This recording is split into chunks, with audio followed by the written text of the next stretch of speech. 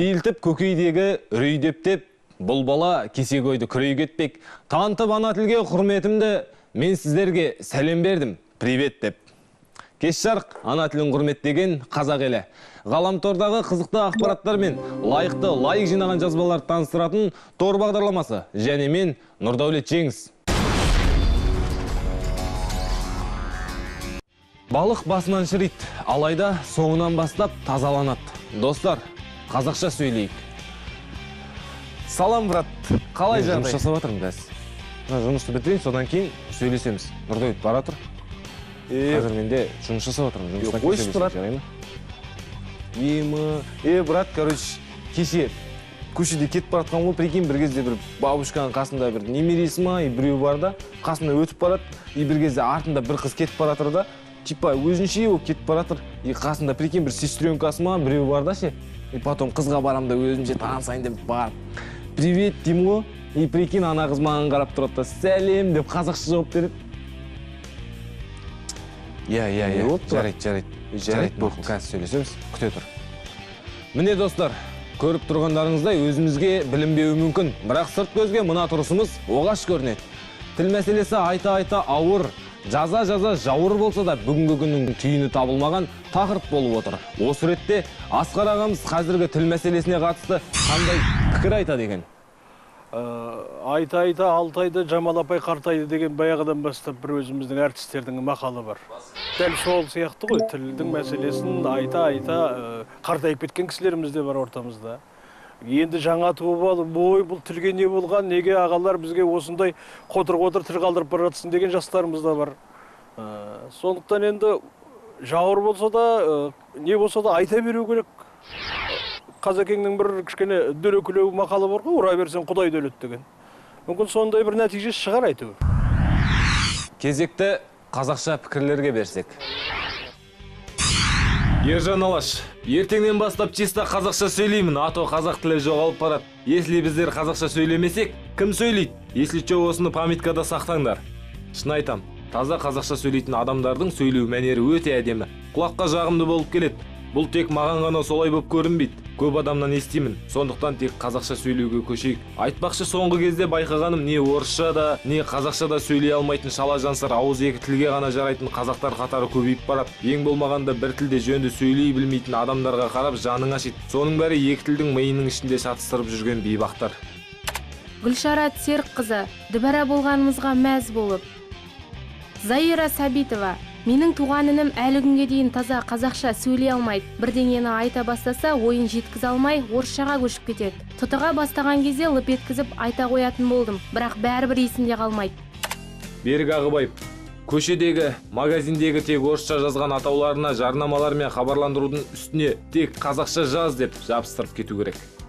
Тәрсен Қызай, базарда қазақша сөйлемегендерден зат сатып алмаңыздар. Асқар Наймантаев, бір тышқанды 3 күн аулап, ініне кіріп кете беретін сұмды ұстай алмаған әбден зығырданы қайнаған мысық қулыққа көшіп, ит болып үріп, қыңсылай бастапты. Иттің даусын естіген тышқан, «Әп бәлем, қу мысық көзің жоғалған екен. Ит жүрген жерде қайдағы мысық» деп іннен шыққан кезде, мысық шап беріп жұта салыпты. Кекіріп жіберіп айтқан екен, «Шет тілін білген қандай жақсы» деп. Қазақша сөйле ағайын. Мұхамбедия Ахметов, жалпы мысықтарға үруді үйретпеу керек сияқты, тышқандарға апасыны болуы мүмкін ғой. Мұхамбедия Ахметов, орысша әріптермен қазақша пікір жазып, қазақ тілінің мәртебесін осылай жүре берейік. Сәбетқазы Нұрсила, «Мәке, мұның өзі қалай болды? Пікір жазбағалы талай болды». Сәбетқазы Нұрсила, көтерген мәртебе қалай болады екен, ә?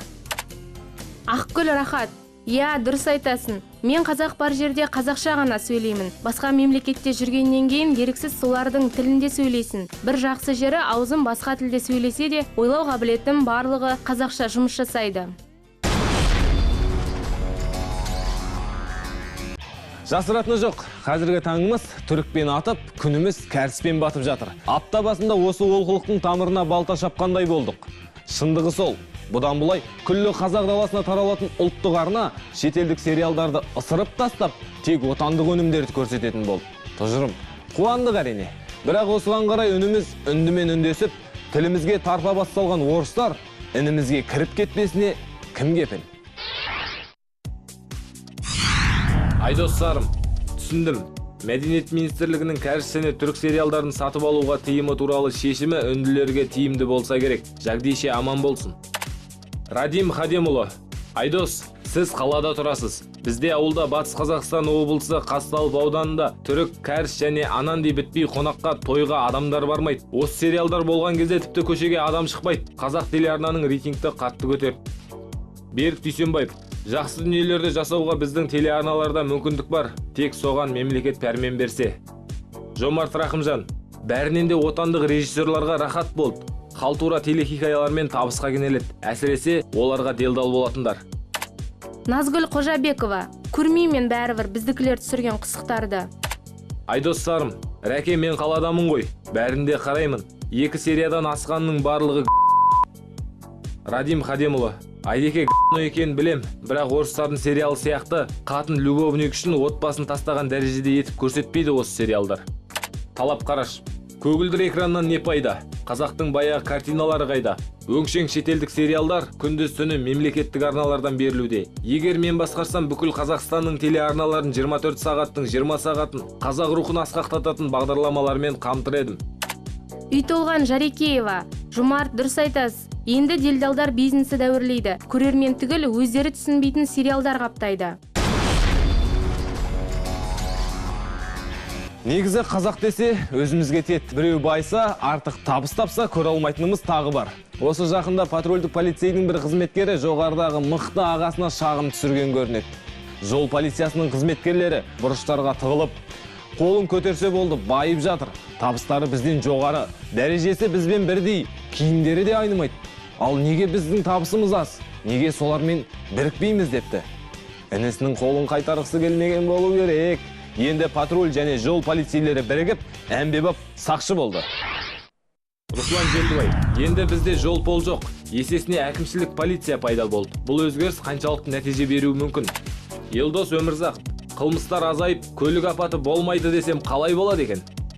Назым Қыдырбайқызы, баяғы жартас сол жартас, аты өзгергенмен заты өзгермейтін секілді.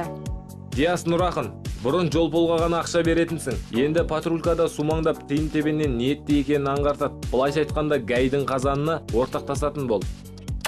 Ерғұлан Орынбасаров, қосылғыштардың орын ауыстырғанымен қосынды өзгермейді десем қалай болады?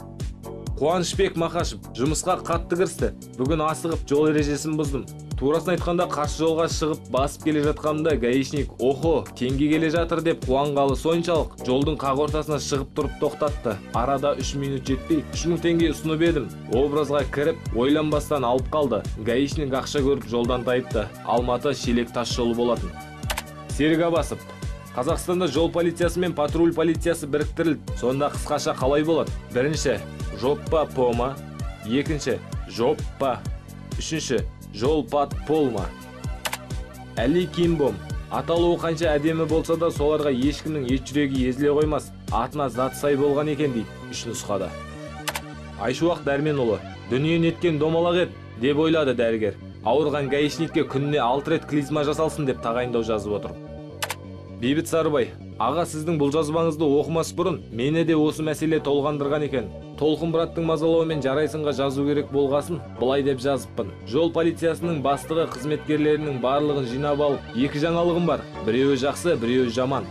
Қайсынан бастайын депті. Қызметкерлердің барлығы жақсысынан бастаңыз деп шулапты. Жақсысы сол, биылғы жылғы айыппұлдан түскен қаржы былтырғымен салыстырғанда 5 есеге өсті депті. Жол полицейлері қолдарын шапалақтап қуанып отырғанда бастық сөзін жалғапты. Енді жаманына келетін болсақ, осы қаржының 90% жолдағы бақылау камераларының арқасында жиналып деген екен. Соңғы кездері патрульдік полиция мен жол полициясын қосып, жол патрульдік полициясын жасады. Нәтижесінің қандай боларын кім білсін? Біздіңше полицейлердің санын арттырғаннан гөрі бақылау камераларының санын арттырған дұрыс сияқты. Өйткені ол камералар тамақ ішпейді, киім кимейді, саудаға түспейді, шетелдерде демалмайды. Олардың қымбат тон кигісі келетін әйелі, ақылы оқу бөлімінде оқитын студент балалары жоқ. Ал жер алғысы келетін, үй салғысы келетін жол болдықтар нағыз алтын көрсе жолдан таятын періштелер. Бізге сан емес, сапа керек шығар.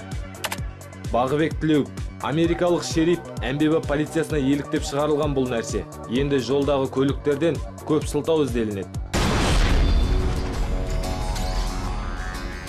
Уақыт шіркін мәресіне жетті. Торда тоймай қарап жүріңіздер. Сау! саламатта болуңуздар.